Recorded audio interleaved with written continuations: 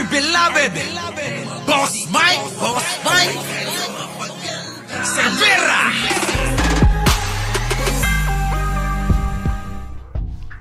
Pinag-aaralan umano ng kampo ni House Infrastructure Committee Lead Chairman at Bicol Saro Party List Representative Terry Redon kung may nilabag sa kanyang privacy si Senator Jinggoy Estrada matapos ilabas ng senador ang kanyang yearbook photo at address ng kanyang lola. Ayon kay Redon, inilabas umano ni Estrada ang yearbook picture upang palabasin na magkakilala sila ng dating Assistant District Engineer Bryce Erickson Hernandez na nag-aaral din sa parehong paaralan. I will ask kung mayroon ba siyang actual violation of my privacy dito dahil nilabas niya ang address ng lola ko, pahayag ni Redon. Inamin ng kongresista na naging batchmate niya si Hernandez subalit iginiit niyang hindi sila naging magkaklase o magkaibigan.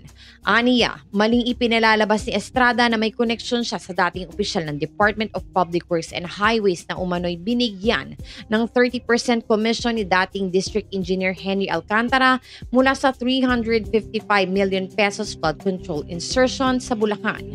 I would admit that we're batchmates but he was never my classmate and he was never my friend. Nakakatawa na inuungkat ni Senator Estrada ang yearbook picture ko noong 12 years old ako para lang gumawa ng koneksyon kay Bryce Hernandez. There's no connection with him, ani Redon. Git pa ni Redon, mas dapat ipaliwanag ni Estrada ang mga larawang nagpapakita kasama nito sina Alcantara at DPWH Undersecretary Robert Bernardo na naging officer in charge noon sa City Engineering Office ng Maynila sa panahon ng kanyang amang si dating Pangulong Joseph Estrada. Those pictures are more important to be explained not by me but by Senator Jinggoy Estrada, dagdag pa ng kongresista. Bago ang panayam, lumabas sa social media ang post ni Estrada na may tanong na safe kaya tayo sa kanila. Kasabay ng yearbook photo ni Redon at Hernandez. Sagot naman dito ni Redon, sexy 12 years old lang ako dyan. Nilabas mo pa yung address ng bahay ng lola ko.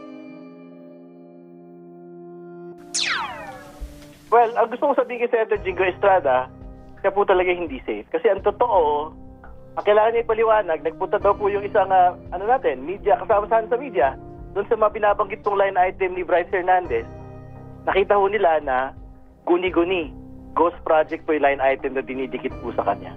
So bumalik ho tayo sa usapan, wag ho tayo mag-lihis, no?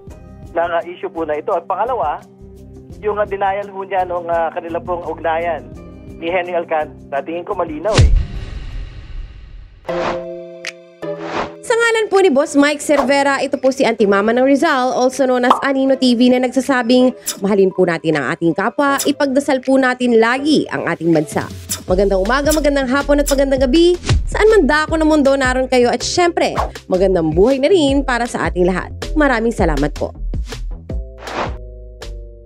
Our beloved Boss Mike